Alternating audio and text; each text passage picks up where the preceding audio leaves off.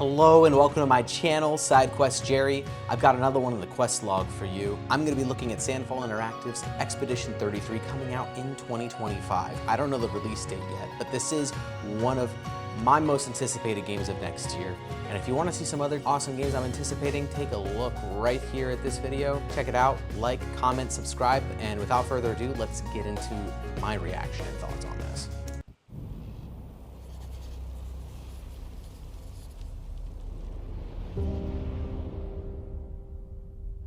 Somber.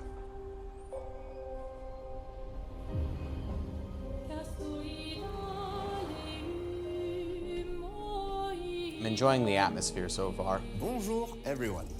We are Sandfall Interactive and welcome to our manor. We are a small studio based in Montpellier, France, working on our first game, Clair Obscur Expedition 33. Love small companies, small businesses. It's a turn-based RPG set in a fantasy version of late 19th century Belle Epoque France. Here we are.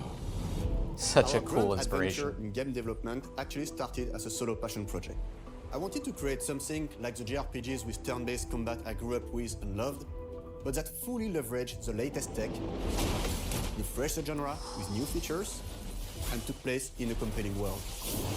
Did I just see a triple react tech there? That's really cool. I swear I saw every character reacting to that boss's attack, but let me just get back in it. I knew I needed help to realize my dream. First, I turned to a programmer I knew would get it. Guillaume and I started trading ideas right away, and that quickly turned into trading files back and forth.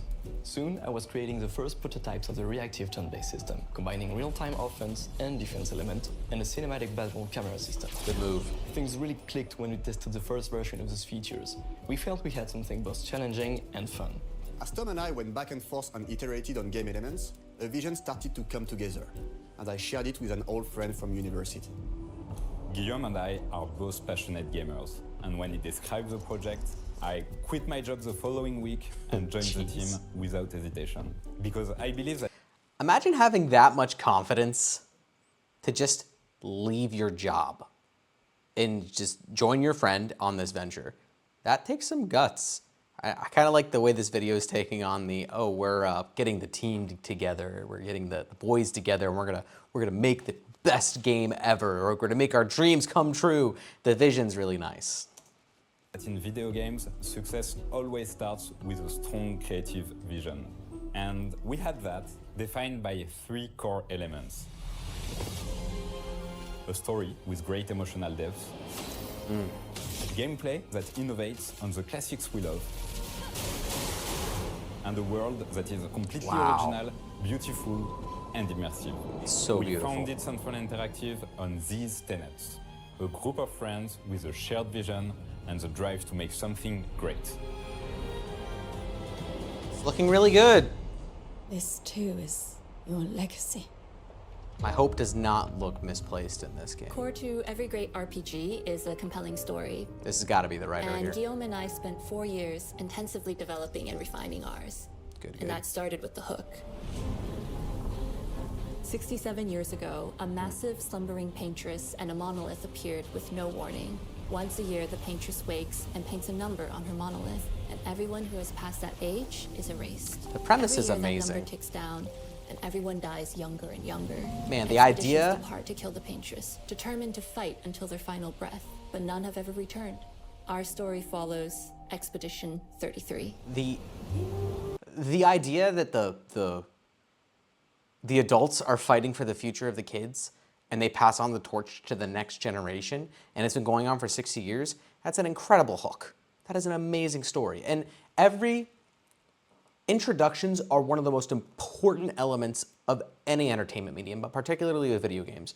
If you can nail that introduction, you have the best introduction, you can really set the tone for the rest of your game. I mean, look, the Final Fantasy series has some of the best introductions to video games you could ever play. Like those first 1 to 2 hours, and each of those games really sets the tone. And it's kind of like cliche to bring up that Final Fantasy is like the best RPG series, but it's in part of that.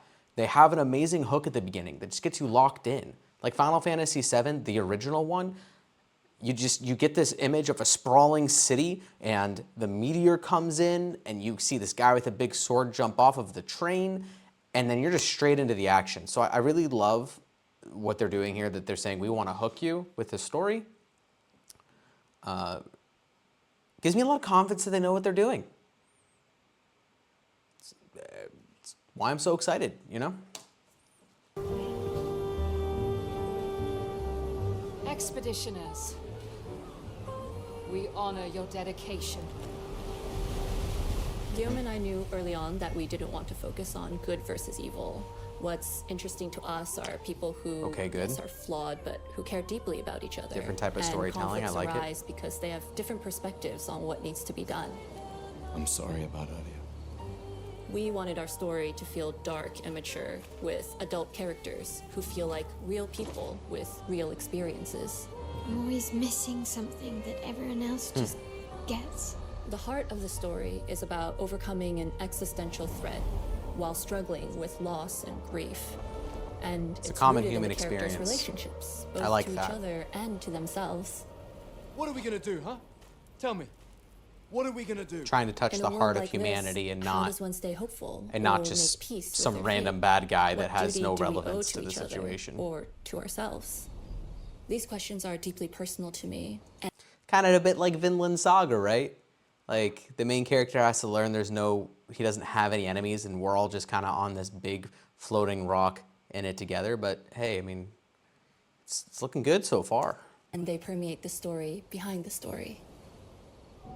Know that Lumiere fights with you. Tomorrow comes Lumiere. Expedition 33. I wonder who that is. The characters all have their own motivations and perspectives. Gustave and Lune are deeply invested in the expedition, The even if music's they fight all so the time. To good. them, the mission is tied not only to their family, it's central to their identity and purpose. Protocol doesn't cover There's a- every contingency. There's a You know. Oh, this interaction's good. Contrast that That's with some Ciel, good whose darkest character days have development already there happened. going on. What are the stars whispering to you?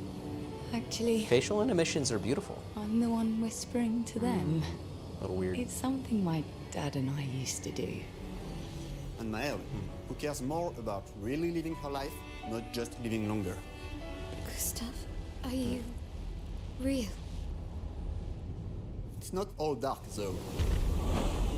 Along the way, they meet various colorful NPCs and recruit Monoko, who is a friendly but kinda bloodthirsty philosopher and a fully playable character.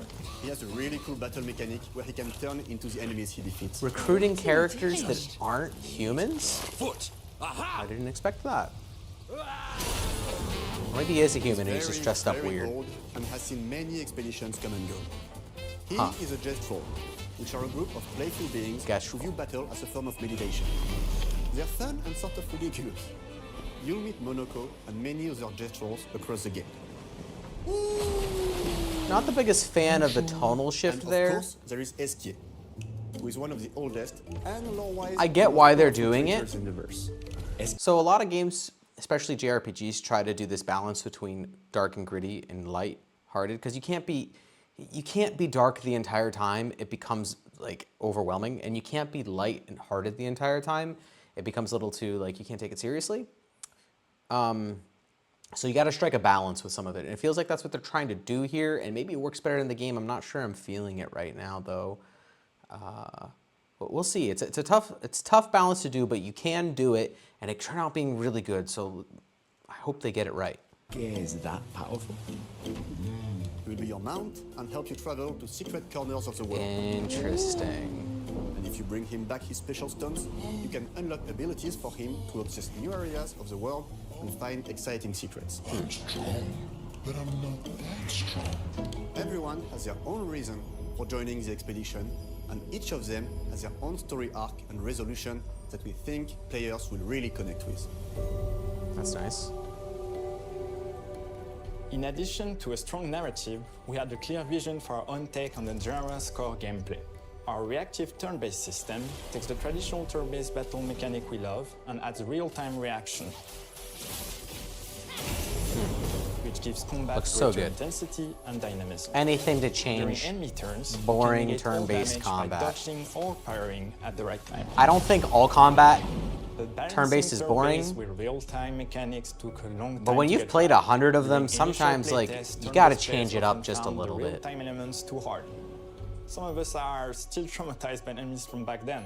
We've done a lot of rebalancing since, and with a lot of iteration, we ultimately came up with a formula that we're proud of. Players who are good at real-time can take more risks, and others can counterbalance with items and strategies.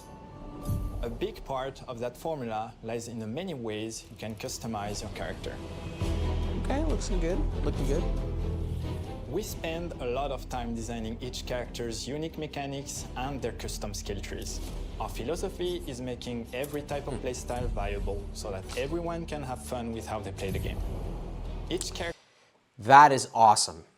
Every playstyle viable. I love that. I've been playing through Metaphoria Fantasio. Half of the skills in that game don't even work. They're not worth touching. It's so annoying. When I try doing a particular build and it's just dead on arrival. Come on. I love that they're saying that every playstyle is available, so now I can creatively express myself through my characters. That's good. That's good. Character has a unique mechanic. Mel switches between stances which can ultimately boost defense or power.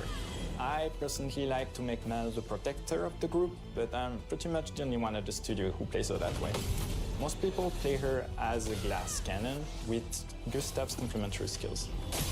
The characters can also equip hundreds of passive effects, which in our game are called Lumina. That's a lot. Every character has more than 20 unique skills in their skill tree and hundreds of passive effects. They can gain through Lumina and That's a weapons. lot. So there are a ton of builds and playstyle to explore. Needless to say, we can't wait to see how you choose to play and what kinds of build you'll design. Oh, I can't wait to that play. we'll probably never even imagined. That tells me I'm gonna break this game. I'm gonna make every character invincible. The devs are gonna have to nerf it.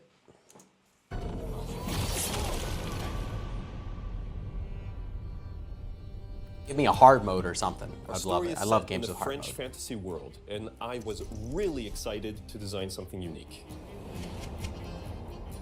Every level has its own color and texture identity. For example, the Gestural Village is an early area in the game where players can enjoy a fun break. We wanted something that feels chaotic, grungy, There's and that toy-like. that balance between the light and the dark I was Basically a talking bazaar. about, the light-hearted Everything's versus the serious disorganized, tone. Chaos everywhere, huts are unsafe. That's good if without much thought. the break It's a is place where isolated anyone to could this one fight you spot. at any point, which is pretty much what the Gestrals are like. It's kind of nice. The Gestral Village is hidden inside the ancient sanctuary.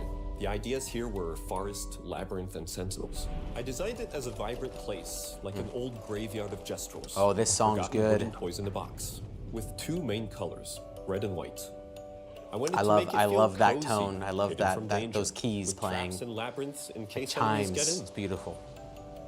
Same process with the characters. Minoko came in a single concept. I thought of a monkey-like body, white fur with a black and red flat mask. Ladies, could I? Ow! Definitely a Gestral. For SK, we needed a cuddly That was companion nice. to take us That was a around nice the little world. interaction. I thought instantly of a giant inflatable balloon and old Victorian pillows with many intricate motifs.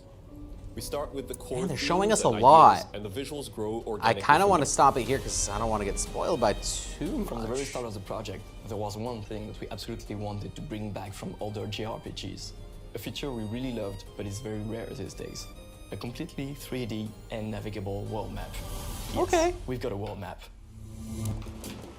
And it was a real challenge to create, both artistically and technically. And it ended up a lot bigger than we expected. Yeah, that's the tough part. You'll definitely need SK's help traveling around. So the world map is a tough one.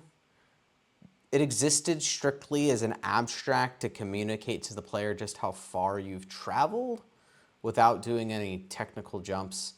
And it's a nice little place in your heart, but I get why they got rid of it. There are other games I think that Rebirth nails this, where you get to do the overworld exploration and receive like this massive massive implications, right? But The other games like Bravely Default, I think, did it okay. Did it all right. Octopath Traveler did it well. So I don't know. I'll reserve my judgment on this one. But I think that there's a good reason why the world map went away. Here we go. We're super happy with the result, though, as there's a lot of side paths and entire hidden levels. If you want to fight the toughest bosses of the game, you will have to explore. Good luck. Okay, that's nice. Whoa. That's crazy. We've poured our hearts. Yeah, that looks like a triple tech. For the past 4 years. That's why we're delighted to announce that Expedition 33 launches on April 24th. April on Xbox 24th. Series X and S and is available day one with Xbox Game Pass. All right. You can already wish the game. Okay, it's the Xbox thing. They're not going to tell us PS5. April 24th is great. We are a small, passionate Okay, team I inside the can game, and I can we dig can't that. wait for you to discover our story, our world, and our take on the turn-based genre. Oh gosh, that's only like 3 months On away. behalf of everyone at Sunfall, thank you for joining us. Tomorrow comes. Demain viendra. Tomorrow comes. Demain viendra. Demain viendra. Oh, tomorrow comes. Tomorrow Demande viendra. comes. All right, that was cool. I gotta take a step back and go onto my good old PS5 and see what the release date is there. That was impressive. Some big takeaways is obviously the release date, April 24th. We love it. World map is coming back. I thought I saw some triple text in there. The gameplay looks very customizable. I hope they have a hard mode, because if a JRPG is that customizable, it's easy to break it. I personally like challenges, so if I can break the game on normal mode and bump it up to hard mode, that'd be great. Otherwise, looks great. The balance between the light and dark kind of makes me a little bit nervous, but we'll see. Anyway, like, comment, and subscribe. Check out some of my other channels here. Not channels, some of my other videos here. And see you on the next one.